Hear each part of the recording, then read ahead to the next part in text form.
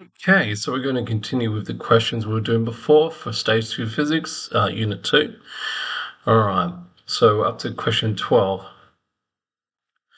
A cyclotron accelerates protons using alternating potential difference of 340 volts. Apply between its Ds. A proton accelerated from the cyclotron completes 50 revolutions before emerging from the cyclotron. State the number of times a proton has completed revolutions for 50 revolutions experiences a force due to the electric field. Okay. So remembering the kind of general idea is your Ds. It looks like this, something like that. You have an electric field going across it. That's hooked up to an alternating current.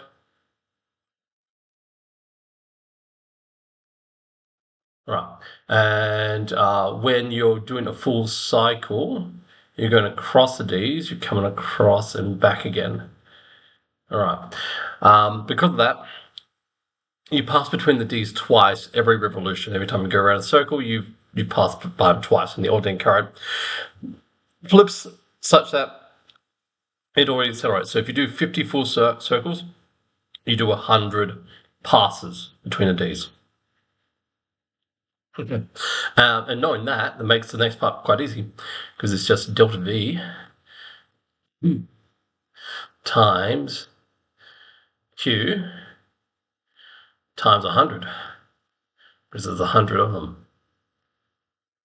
Okay, so we're working out the kinetic energy.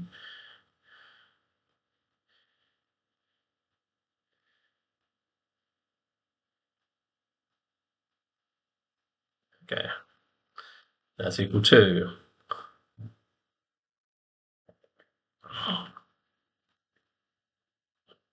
100 times 350 times the proton charge.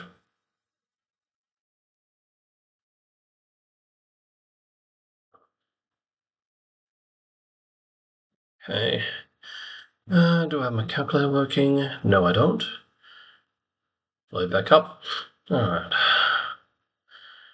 All right.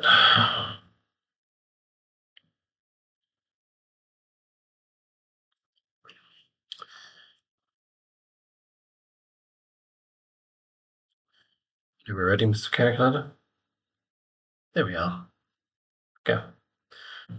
So 100 times 350 times 1.6 minus 19. Okay.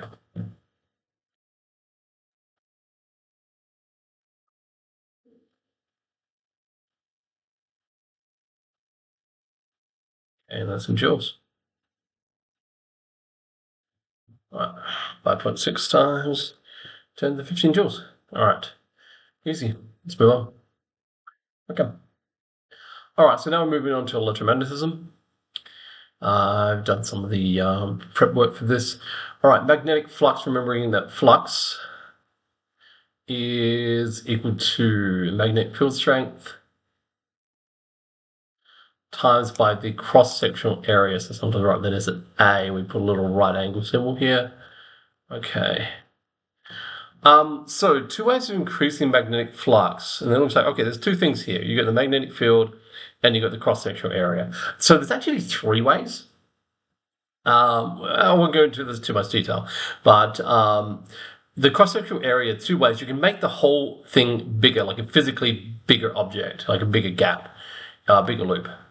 Or if the loop is not facing, if the plane, the area enclosed in the loop is not perpendicular to the magnetic field lines, you can orientate it such that it is closer to that, and that would actually increase the A value as well.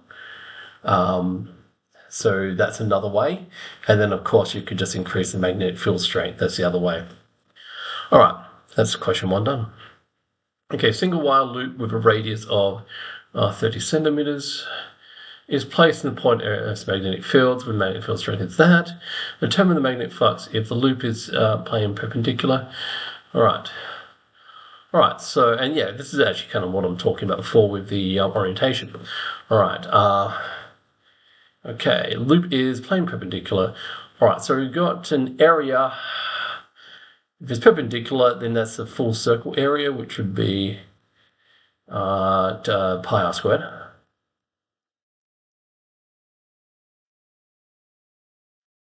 Okay. It's pi times 0.03 squared. All right. And then the flux. Flux is BA.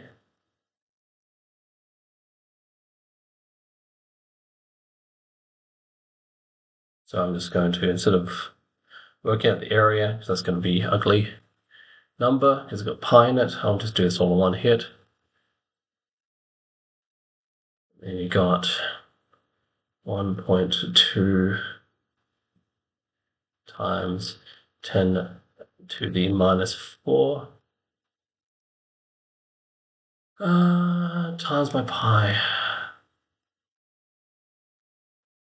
times by 0.03 squared. All right, so let's go work all that out. Okay.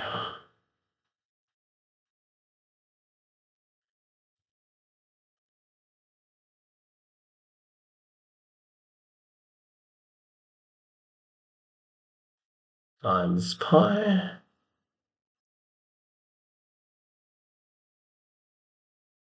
times 0.03 squared. Right, 3.3929. Just write 3.40. That'll do.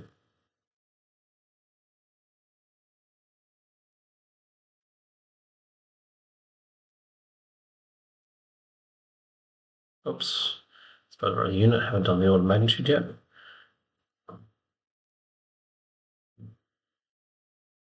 Okay, that was 10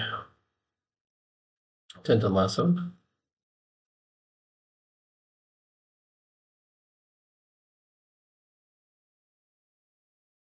Okay. All right. The loop is parallel, plane parallel. Okay. That would be 0.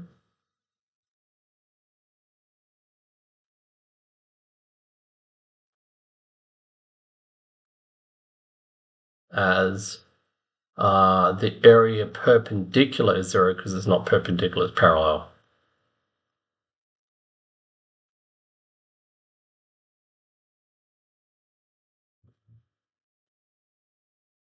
Okay. I'm going to write that always.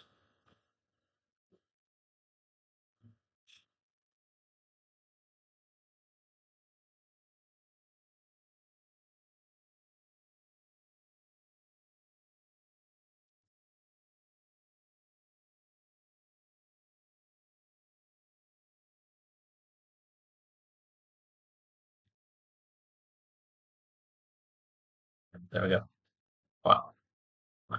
Okay. So then that's that one. All right. So, all right. What is meant by electromagnetic induction? All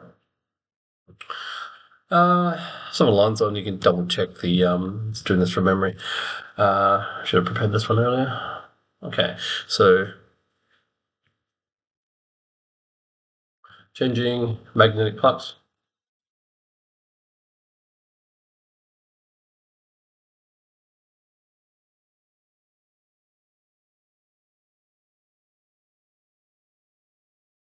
A electromagnetic force.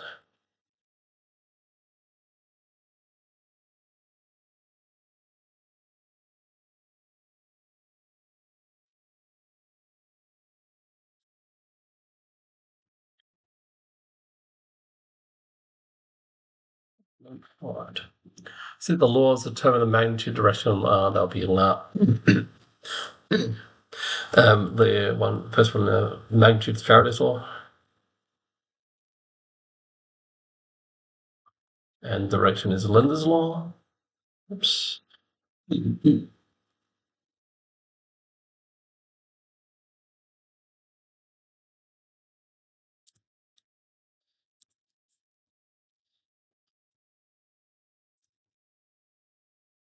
Okay. Right, that one down. We need more space for part C. All right, magnetic field perpendicular to rectangle loop wire that as you crease and yeah.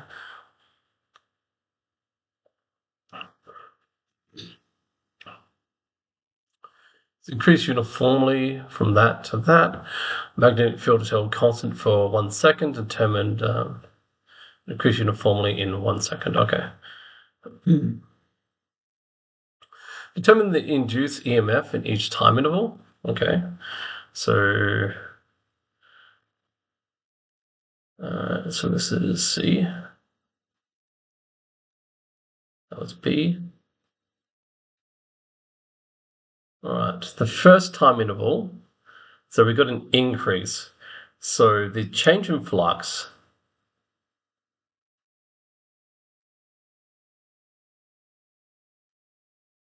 Okay.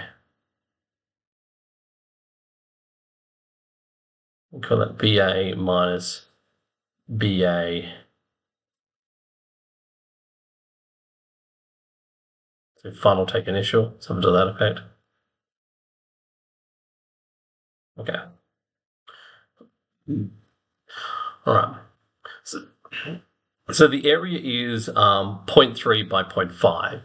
And if you do the math on that, 0.3 times 0.5 is 0.15. Yeah, I don't need to calculate for that. So we go from 3 times 0.15 minus 0 times 0.15,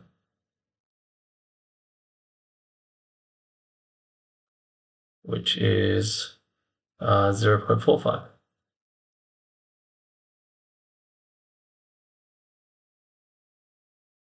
All right, so that's a change in flux. Okay. And then the EMF is that change in flux over change in time.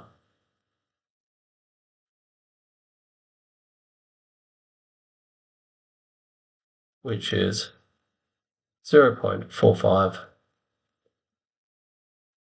divided by 2. It was 2, wasn't it? Yeah, 2 seconds for the first one. Yeah. Which is 0.225 volts. Okay. And the second part of that, oops.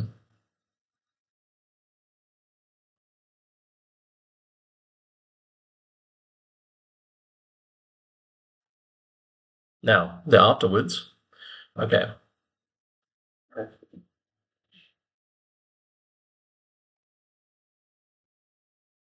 The second one is going to be, okay. So we had final take initial, and now we're going to have, this one's going to be, I'm just going to do it straight up. Okay, so we have the second. This is that's the first one, that's the second one. All right, over delta T.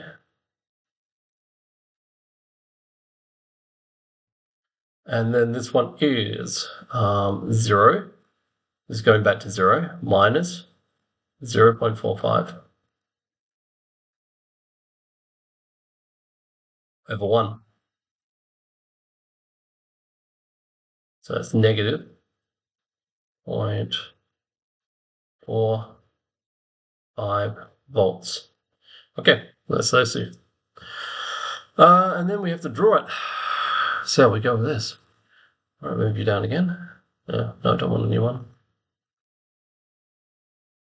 Let's move down here. All right. So, all right, so what are we drawing? Draw a graph of EMF vertical axis versus horizontal time. Okay.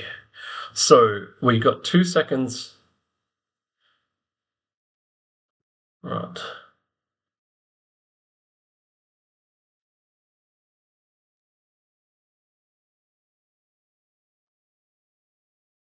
All right.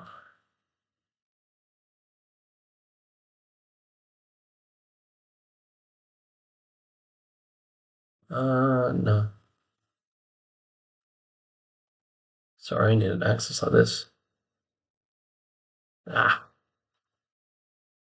it was line segments on this. Nope. No. Just a pen. Okay. That can be a time axis.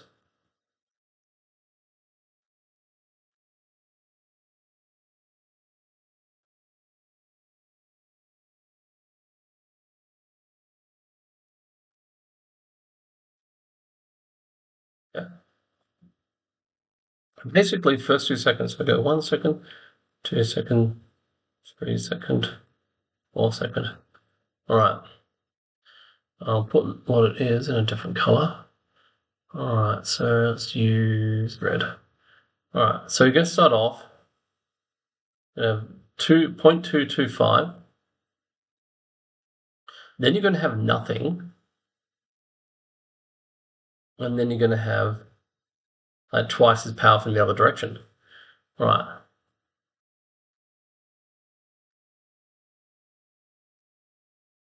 I can't even squeeze that in. All right. I'll write it.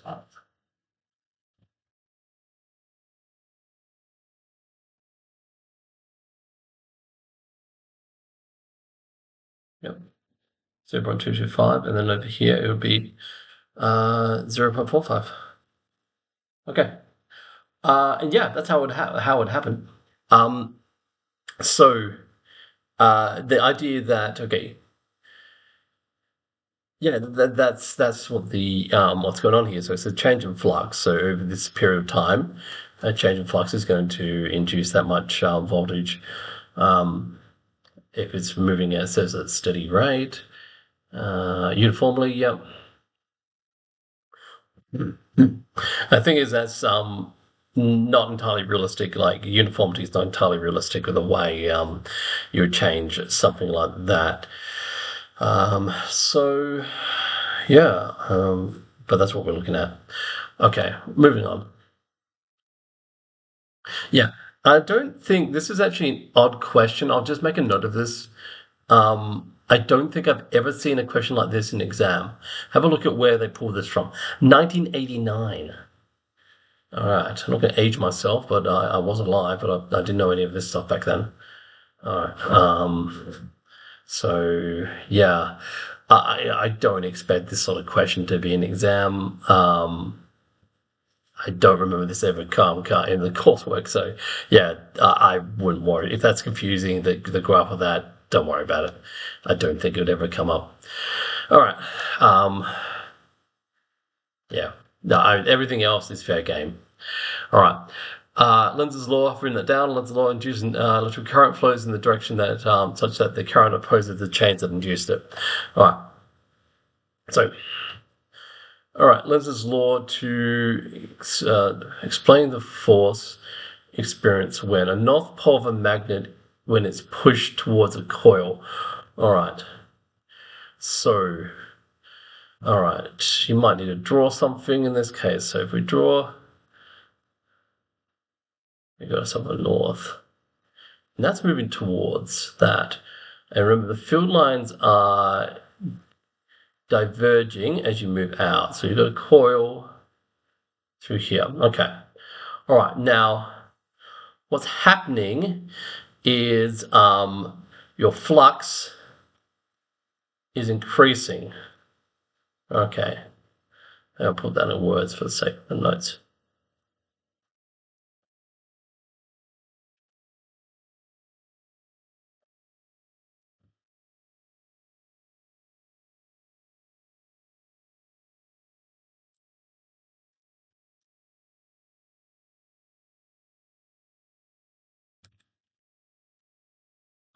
All right.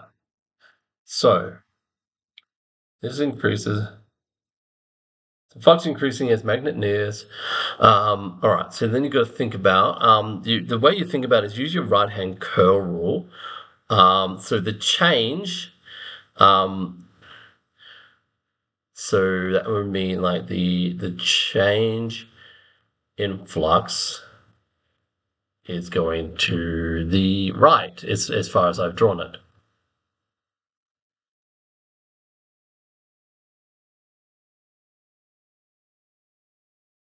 All right, then the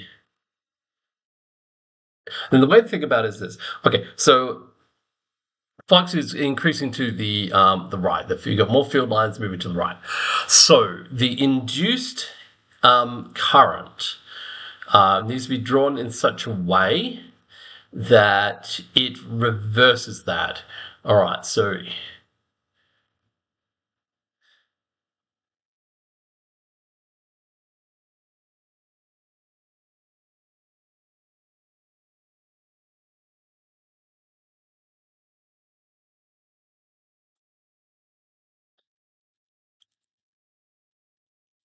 to reverses.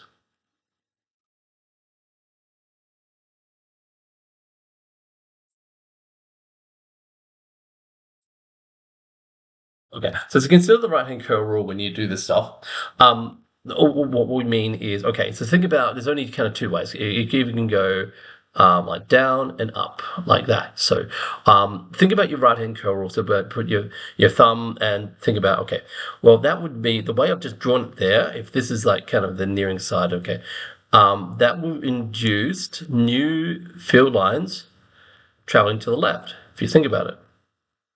Okay, if you do you use your thumb and you curl your fingers around the wire. Yeah, it's the field lines going through the gap are moving from right to left. That would undo the change. All right, so then the direction is what would that be? That's anti-clockwise actually. Direction.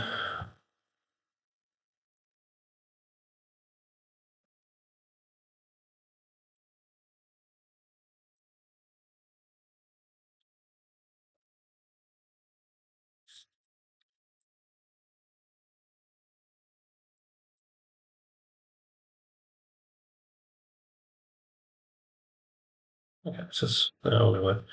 All right, direction of current anti-clockwise is shown. All right, so yeah, as I'm using a lot of as drawn or as shown now because it's referring to my diagram. All right, North Pole and the next one, next North Pole of a magnet, when it's pulled away from the colder one, is part of a complete circuit. All right, so then okay, this is where you get a bunch of negatives and people can get kind of confused by this. All right, the second case, so that was B1.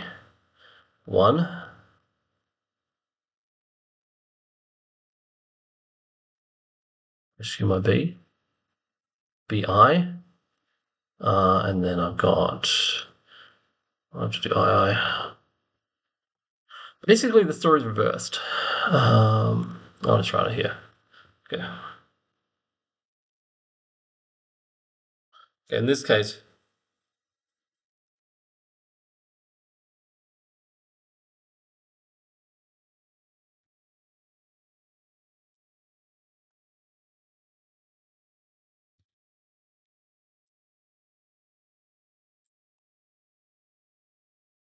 so if nothing's moving the way of wild as shown,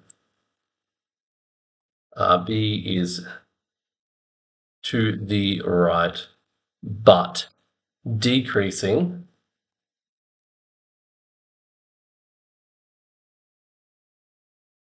So it's going to the right, but decreasing. So thereby, then flux.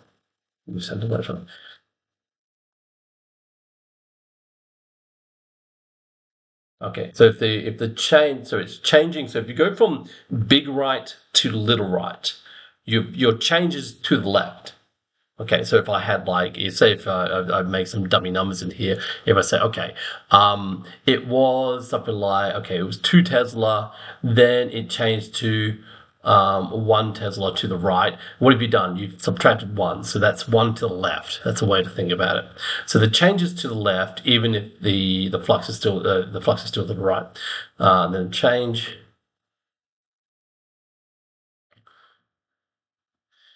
in flux is to the left. Okay.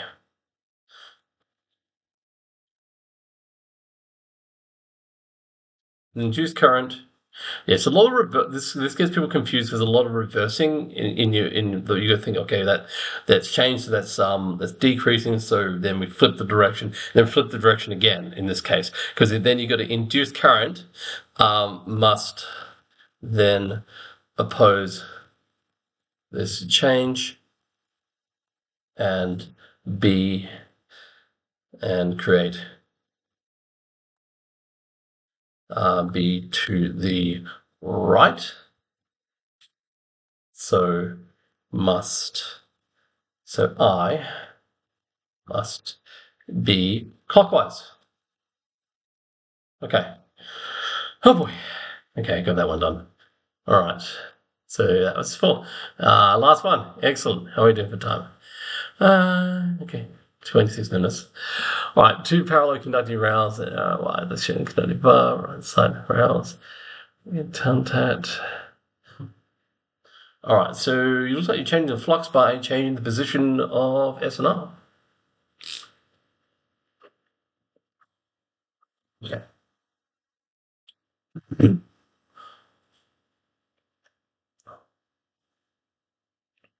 Interesting. Okay. Okay, good.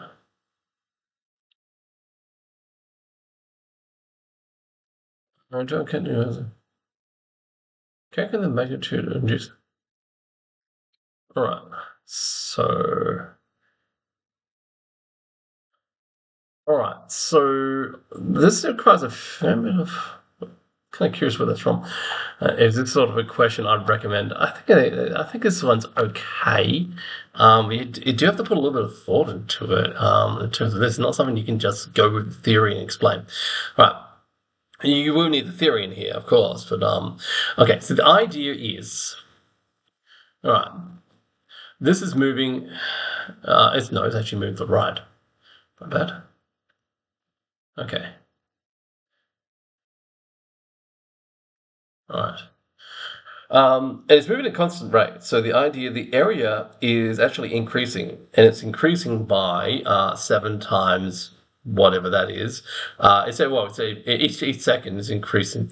Let's consider this. So uh, it's kind of like you can write an area function. So there's got to be some initial area at time 0. I hope I'm not overcomplicating this, but basically the growth is the part we're interested in is the change. It's 7 centimeters, so that shouldn't use 7. I should convert to meters, so not making a mess of it. All right.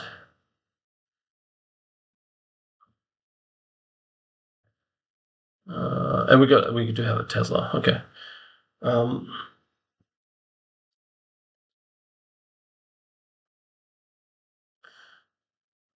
So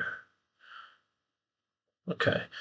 So the area is grown by, I should say, 0.07 times 0.02 t. All right. So every 1 second. This is linear enough. Okay. So it's like okay. Yeah. So the area is growing if you multiply those together. So think about this. Okay. So we got. Oops.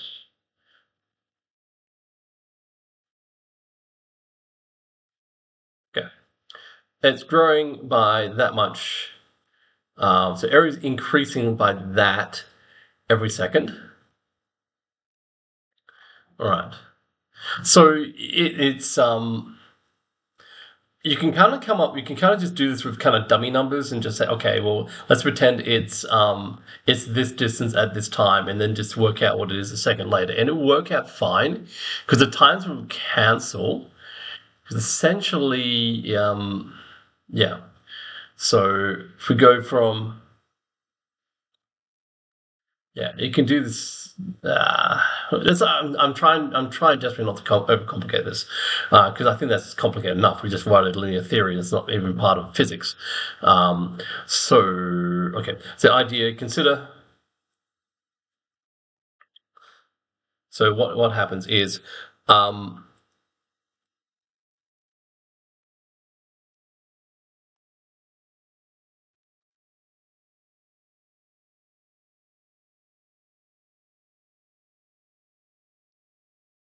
okay, so that's what I'm saying here. Okay, we don't even need the linear model for this. All right, but can we work out a flux that way? And yes, we can. Or specifically a change in flux. We actually can't work out the flux if we don't know the actual area. All right, but what we can do is, okay, so it's getting bigger. So you got B, um, more specifically, it's not even change in flux. It's what I want is actually the electromotive force. Okay.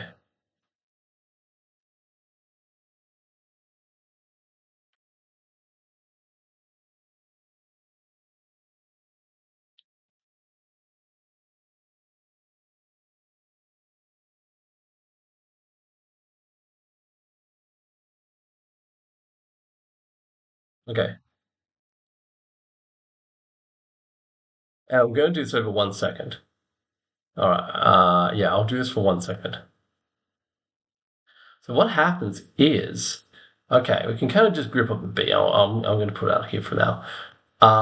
AF is AI plus the extra area.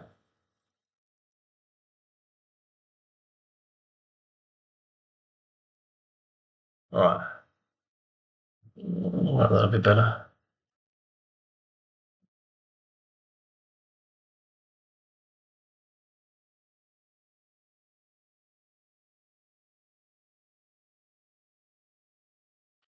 If you minus AI, well, those cancel. Okay. So then basically it is, I can substitute the B. I should have done that. Should have done that from the beginning. Didn't need to have a B sitting around there. 0.4 times 0.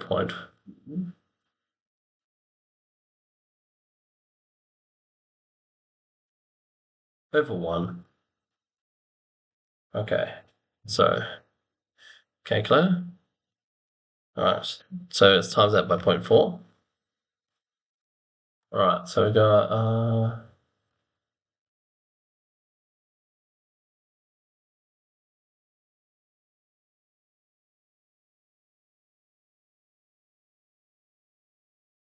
okay. So that many volts. So it's magnitude.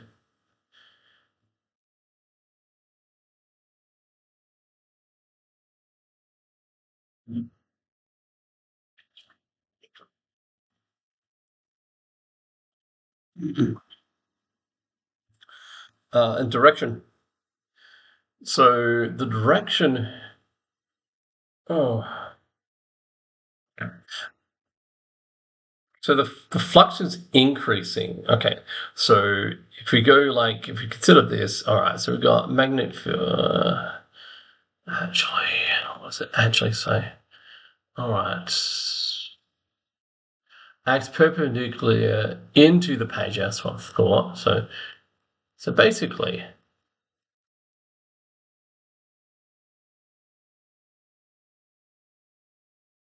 yes. Let's cross this up. So basically, what happens is that moves across. You're picking up more crosses inside your rectangle. So we're getting more. So flux. So for part, this is now part B. That's 5A. Now we do B.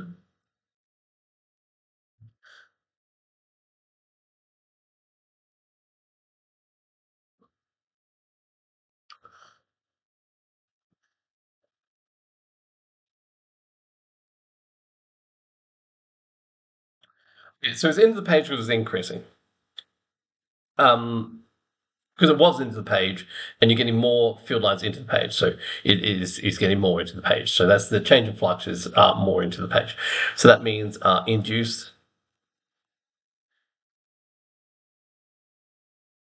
induced current must be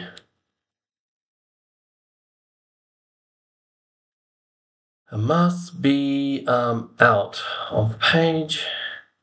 I should say must make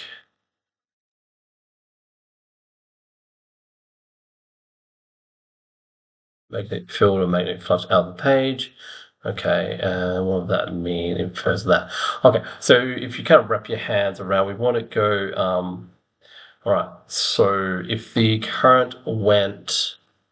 induced current went like this.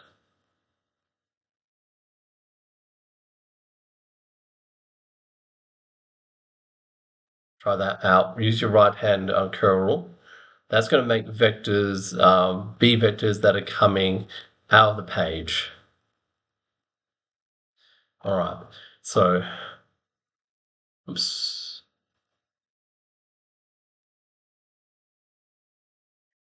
And then that means the field.